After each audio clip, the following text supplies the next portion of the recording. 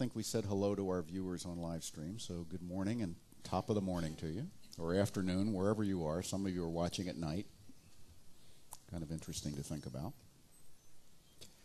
So we've been talking about my book, Sacred Thinking, for the last couple of weeks. And the first week we talked about the nature of spirit, which is the first part of the book. And last week we talked about some elements of what we would call reality and how we come to understand them. And tonight it's about practice. The third part of the book is called The Nature of Practice. And I do want to warn you before we begin that if you engage in these practices, your life will change for the better. So if you don't want that to happen, either leave now or just listen, but don't do anything about what you hear. Okay, so just want to make sure we're clear about that, because the truth of the matter is your life experience is determined by how you train your mind to view the world and experience yourself. And that's what spiritual practice is all about training your mind to see the world more clearly, to see yourself and experience yourself more fully. And that's really what it's about. And if we do that, we change our mind. If you change your mind, you change your life. It's a very simple idea. It's not necessarily easy to do the practice because it does require diligence. It does require discipline. It does require, doing it on a regular basis and doing it well. And for many people, what keeps them from doing what I would call a good and positive spiritual practice is not that they don't have the discipline. It's not that they don't have the time. It's quite often that they're not quite sure they deserve a good life. Who am I to have a good life? Who am I to, because you play your hit parades of things you should be ashamed of. And we all have them. Okay, I have a checkered past, don't you? I'm kind of proud of it. Joseph Campbell said we should be proud of our vices because they help make us who we are. And it's only by overcoming your own, we might say, your negative instincts, or the instincts that tend to lead you into negativity. It's only by overcoming them that we realize who we are. So there's no shame in having a past that you may have done some things that you regret. I don't know anyone who hasn't. So, and there is kind of a mindset out there in parts of the world, in parts of our culture, that says, you should be ashamed of yourself forever. That the hardest person to forgive often is ourselves.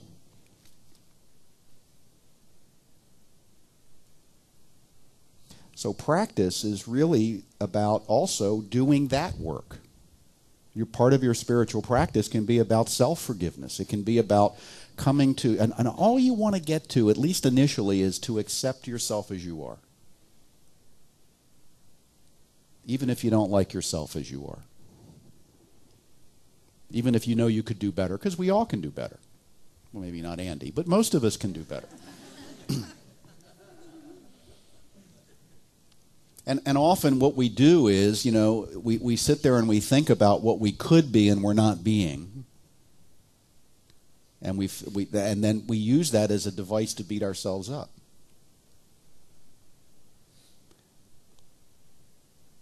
So I'm going to suggest you stop doing that.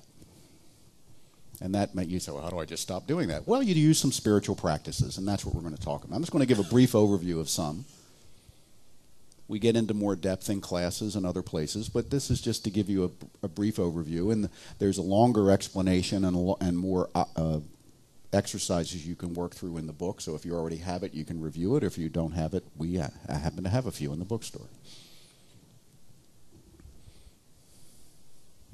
Sometimes we look and we say, my life isn't working.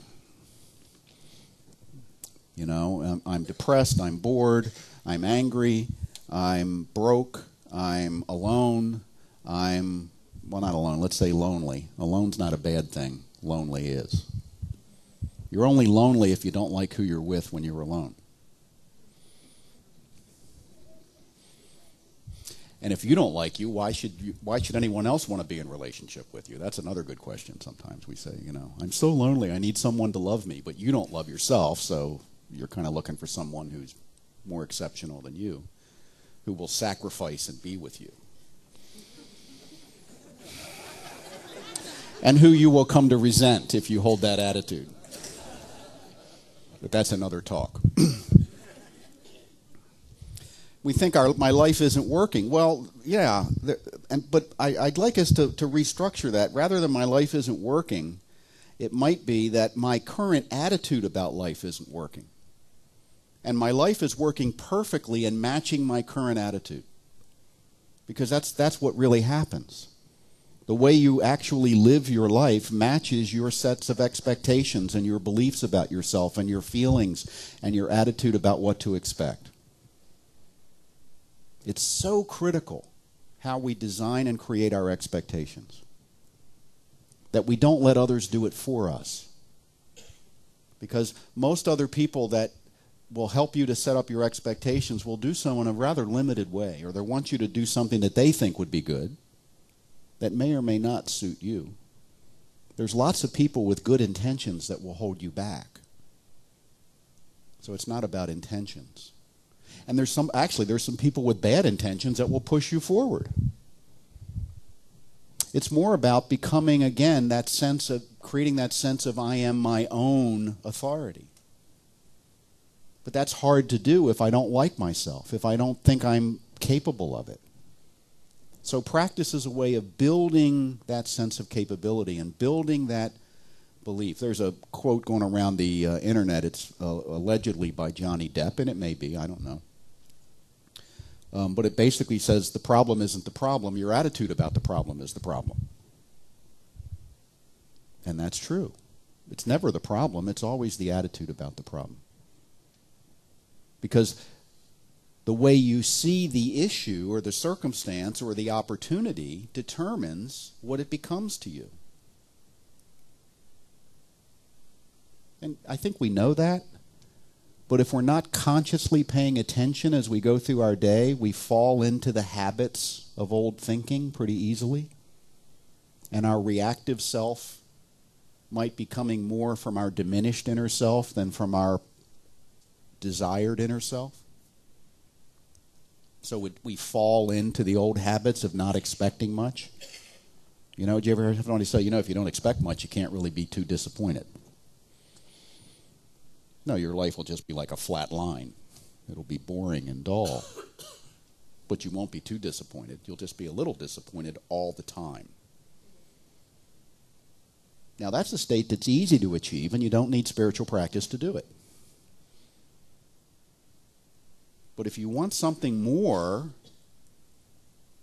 then I would suggest that you need to do things that help you to get there, that no one can do for you.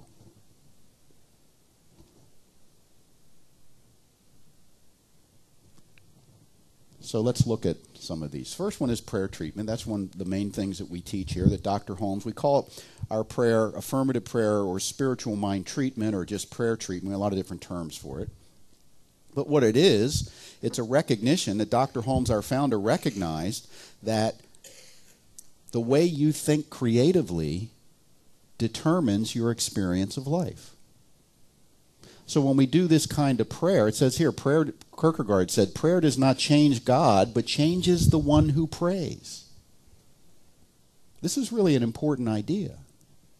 Because many people, when they're taught to pray in traditional Western religions, you're praying to ask God or an intermediary, a saint or somebody, to do something different than they had done before. Very rarely is the prayer that I will make a change.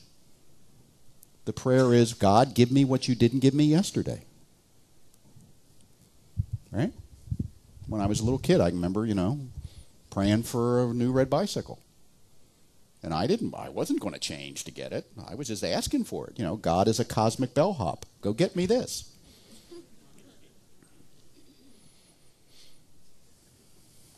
And that's what I was taught to do.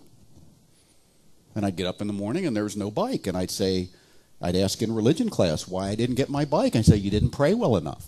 Or God said no. The hell? How am I supposed to live like that? I didn't say that when I was 7, but I thought it. I just said, yes, sister, but, I'm thinking, the hell? Who would set up a system like that? Really? This is what the universe I landed in? I don't think so. But when you recognize that the purpose of prayer is to change your mind, therefore change your receptivity to how you experience life, then it makes sense. It also makes sense when the prayer seemingly isn't answered because you haven't done the job of changing your mind to a sufficient degree of giving up the old idea and embracing the new. So sacred thinking, as I term it, is a type of thought discipline that holds the presence of spirit as a constant anchor within the process of thought. And we initially learn to do this in our formal practice. Formal practice might be, in the morning or in the evening or both, where you would do some prayer, you might do some meditation, you might do some journaling, there's lots of things you can do. But where you would sit down formally for the purpose of directing your thinking toward a higher aspiration, toward creating within yourself a belief system that would support a greater idea expressing in your life. A better version of you, not that has to be created because it's already within you as potential, it just needs to be realized.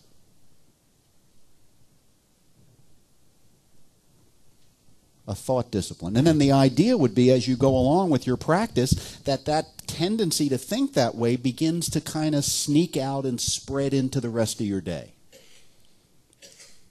That it begins to inform your everyday thought, your self-talk, as they say in the psychological world. What's the quality of your self-talk during the day? I just heard a If you had friends that talked to you the way you talk to yourself sometimes, how long would they be your friends?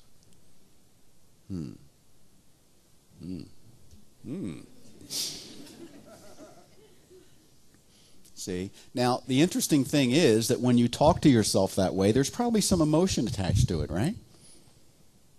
I'll give you an everyday example that's kind of, won't make you feel too guilty. You ever stub your toe? Anyone in here ever stub their toe? Hit your toe against a piece of furniture?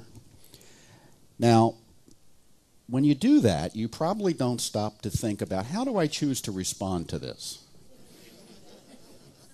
I'm feeling a pain jetting up through my central nervous system that is turning my whole body kind of a reddish hue in terms of pain.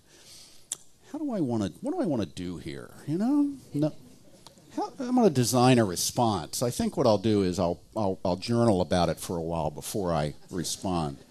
Now, you probably don't do that. You probably just go, Jesus, like that.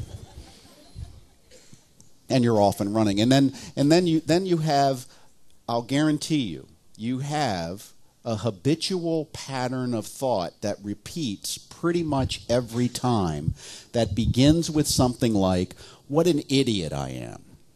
Look, I've done it again. This is just like me, and you start playing all the other greatest hits of stubbing your toe and closing the garage door on your head and dropping the plate full of rice and all the other things you've done, right? And you're pretty bloodied and battered internally when you finish that process, and your toe still hurts. Well, that's an example of self-talk. And it's an example of self-talk that comes up out of that sense of reaction that is pre-patterned in. You have designed that response. Even though it doesn't seem like it in the moment, you designed that response which every time you stubbed your toe or did whatever, you do that gets a reaction. And then you have designed, your brain knows that when it feels that particular pain from that particular sector of your body, to put in CD number 7-2 and let it play. And the thoughts will trigger emotions, just like they did last time. And maybe it includes a litany of self-deprecation. And then you wonder why you're depressed later in the day. See? Because of all that energy that you've just fed your system. But you did it automatically. You didn't even have to sit down and plan a response. It was just right there for you, wasn't it? Well, let's back off. Let's get away from physical pain. Let's say, is there anyone in here that's ever had anyone in their life that just the idea of them can trigger a response within you? Anyone ever had anyone like that in your life? Like maybe they're a parent or they're an ex something or a boss or something, and you see an email from them and you just go into, or, oh my God, is that them at the restaurant? Oh, let's get out of here.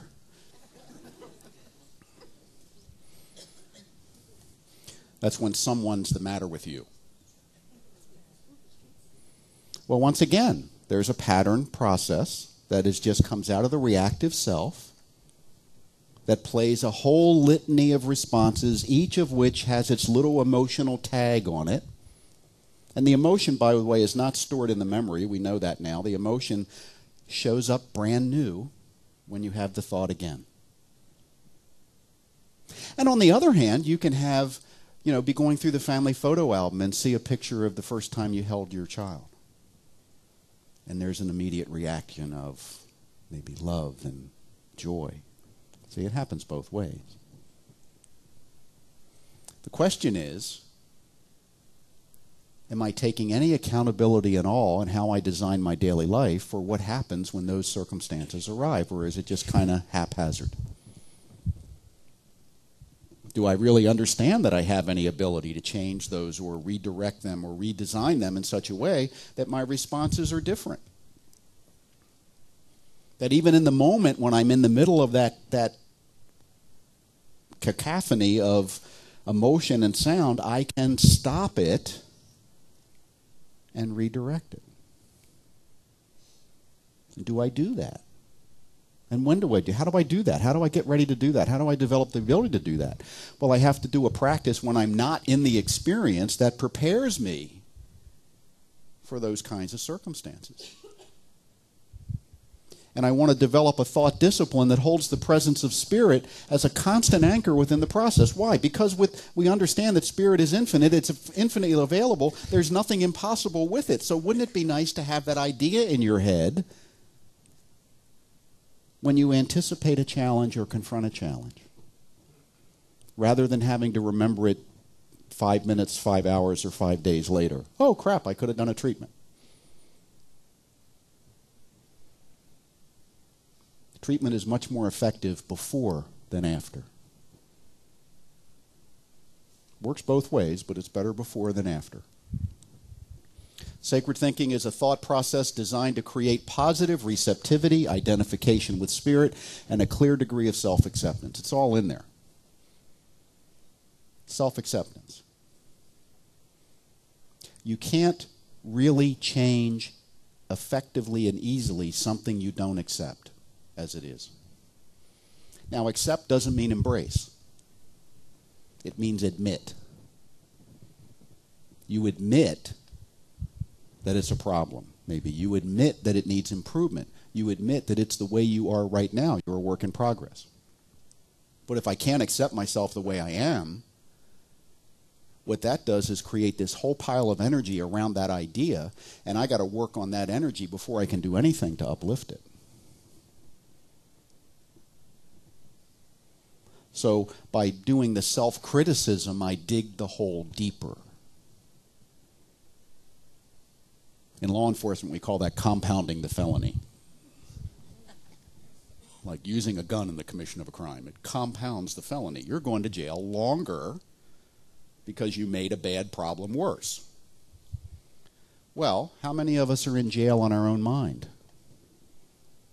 Because we can't accept ourselves as we are, and we're always criticizing ourselves and picking on ourselves and finding fault with ourselves and seeing what we did wrong rather than what we do right. Isn't that like being in prison? a life sentence. No, well, it can be, but it's, guess what? You're also the judge. You're also the parole board. It's all happening inside. I don't know, I'll talk to the judge, but he's been a pain, you know. Sacred thinking is a thought discipline that is filled with constant gratitude and acceptance. Ooh, man, gratitude. I got to be grateful for this crap. Whatever my crap is. Everybody's got crap, right? All God's children got issues. We've all made a mess in the bed from time to time. But if we let that identify us, we never get out of the mess. It becomes how we see ourselves. It's the attitude with which we approach it. What if you took yourself a little more lightly? You know, what if when you said the wrong thing in a circumstance, you didn't come down on yourself with a 1,000-pound weight? What if instead you just kind of went, huh, that was funny, even if it really wasn't? But see, when I say, huh, that was funny, then I'm in a position to maybe do something about it that won't come out of guilt and shame. Guilt is perfectly appropriate for about 20 seconds after you say something or do something inappropriate. It's just a mechanism to let you know, oh, that was over the line. If it lasts any longer than that, it's pathological. Shame is never appropriate. Someone says, you should be ashamed. So here's what I want you to think when they say that to you, because they will. I should, but I'm not going to be. Because it doesn't do any good. You know, they got this thing now, it's a big thing, a meme online, where people are shaming their pets. There's a little sign that says, you know, I pooped on the rug. Little dog reading it, or, you know, I ate Timmy's homework, or whatever. And now they're extending it to people. Where there was a guy whose son did something, so he made his son stand outside on a major intersection with a big sign that said the crime he committed and that he's ashamed. You know. So I'm sure the therapists driving by are going, there's money in the bank.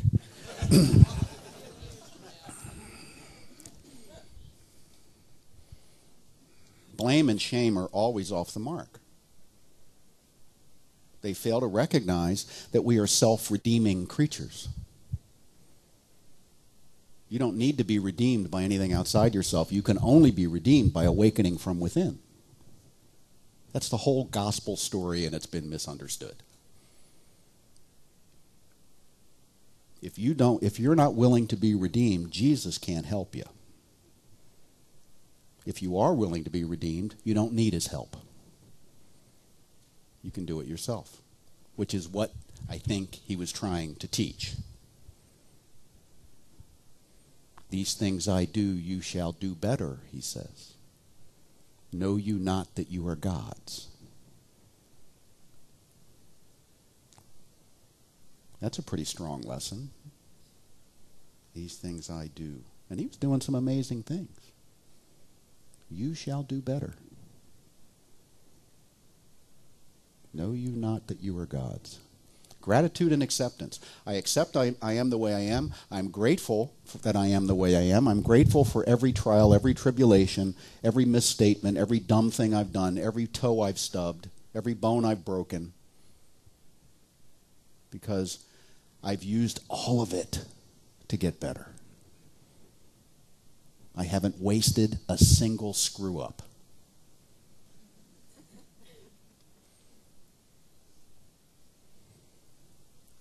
Sacred thinking is a thought process that leads to bliss. Bliss is being okay with what is. That's all it is. The reason you're not happy, if you're not happy, is because you're not okay with what is. You're thinking about what ought to be, or what should be, what could be.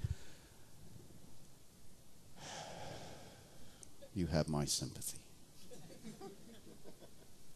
And it's not that we don't think about what could be. It's that we don't think about what could be and then denigrate what is.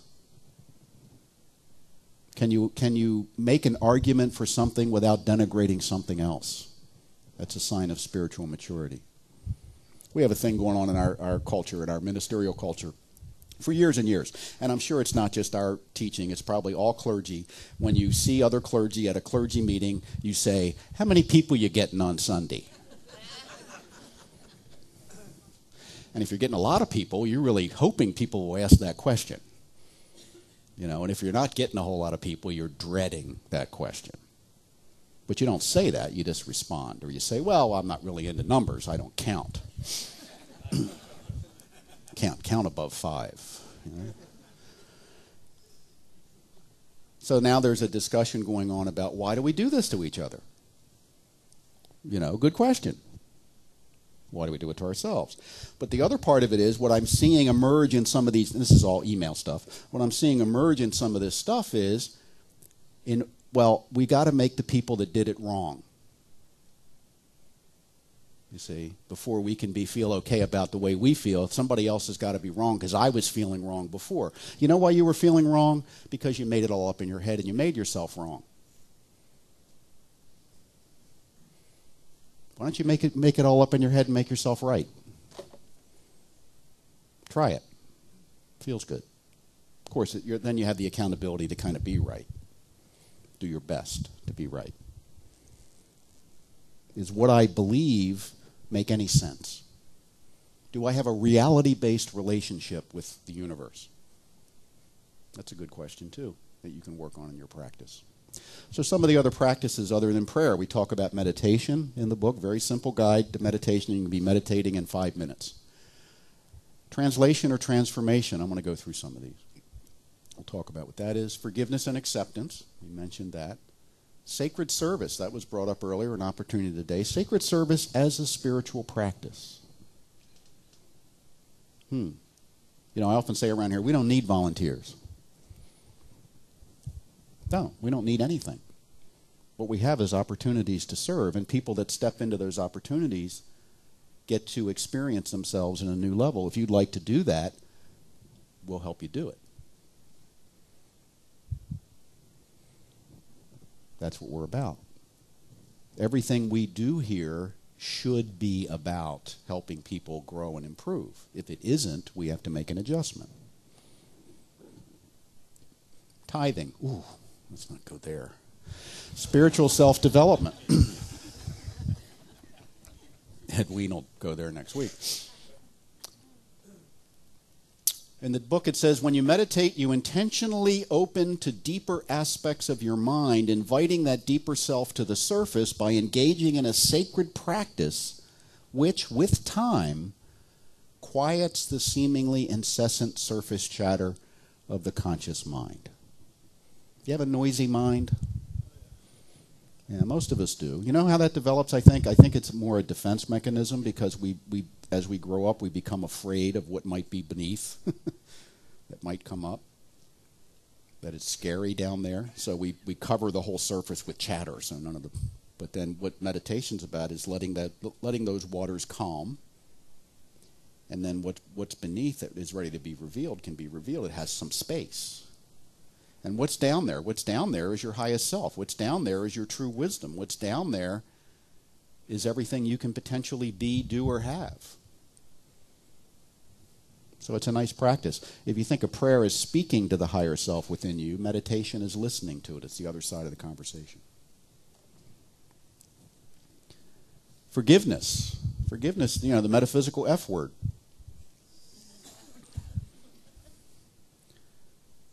WTF? What to forgive?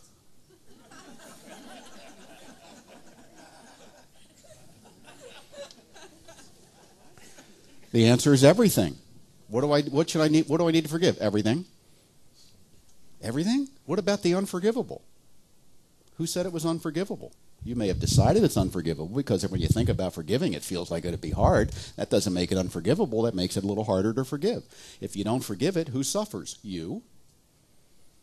So when I say I can't forgive you for something, I'm saying I'm choosing to suffer about something that I made up a story about that you did to me. That doesn't sound like a reality-based relationship with the universe. Forgiveness clears the pathway for you to be free. It's the get-out-of-jail-free card. Because as long as you refuse to forgive, what do you hold in? Love? No, what are you holding in? You're holding in sadness or anger or frustration. Why hold on to that?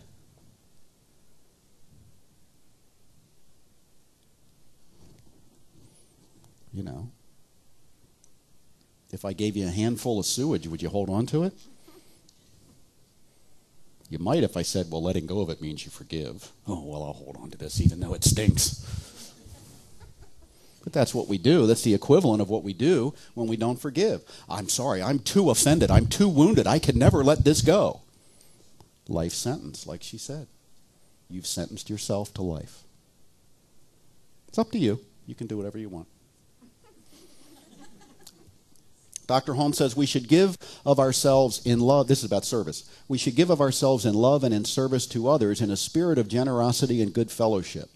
To refuse to give is to refuse to receive, for everything moves in circles. Real giving is the givingness of the self. So, why should I volunteer at the center? Or why should I be in a sacred service team? Because it makes you feel good, that's all. It provides assistance to others. It provides all the stuff that you kind of should expect here. Not take for granted, but expect. Like there'll be coffee, there'll be snacks, the doors will be open, the sound will be here, we'll have the stuff on the screen, we'll pay the electric bill, we'll do all the stuff that you would expect us to do. Comes through two kinds of support. It comes through financial support and it comes through the support of service. But I don't want you to serve as a have to. If you feel like you have to serve, don't bother. Take the day off. I want you to serve because you say, I get to serve. It gives me an opportunity to do something that causes me to feel good.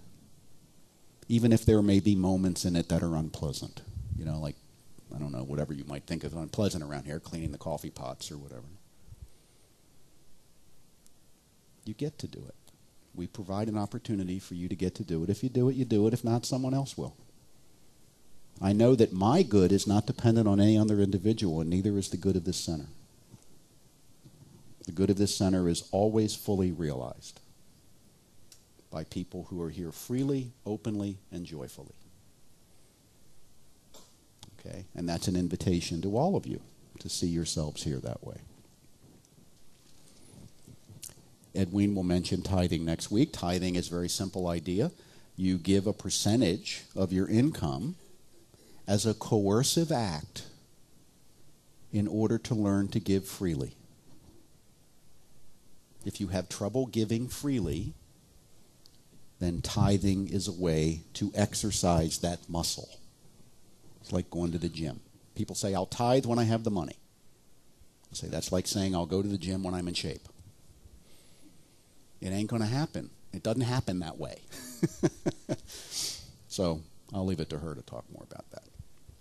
And spiritual self-development is a practice is what am I doing in general for my own development, my own growth, what am I doing in terms of my education, what am I reading, what am I doing in terms of bringing beautiful things into my life and being in nature or going to the art museum or whatever it may be. How am I engaging in my relationships? Am I fully present in my relationships? All of that is spiritual growth and self-development, both in terms of doing it and in terms of experiencing it. There's a great old saying in metaphysics. It says, occupy the space you occupy. It means be fully here, right now. Be fully present and available. And I can do that when I've got everything else in alignment. When I've done the inner work. When I've done the prayer, when I've done the meditation, when I've done the service, when I've done those kinds of things, I'm not sitting in the now moment wondering what can go wrong next. I'm not sitting in the now moment worried about something or being angry at somebody that did something to me 20 years ago or 20 minutes ago or 20 seconds ago. I'm able to be fully present and engaged with who I'm with and what I'm doing because I'm not carrying around all this noise in my head and I'm not carrying around all this extra baggage of worry and concern and anger and frustration and feeling like the world owes me something. It's a heavy burden. Put it down. They say angels can fly because they take themselves lightly. It's writing a little sweet for me, but it does make sense.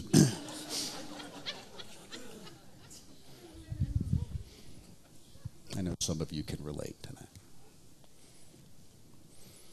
So this is a statement from Lao Tzu, who lived in China some time ago. If you want to awaken all of humanity, then awaken all of yourself. If you want to eliminate the suffering in the world, then eliminate all that is dark and negative in yourself. Truly, the greatest gift you have to give is that of your own self-transformation. So as I said at the beginning, I warn you, if you engage in these practices, your life will change for the better. If you're willing to have that happen, then by all means, jump right in. The water's fine. Thank you. And namaste.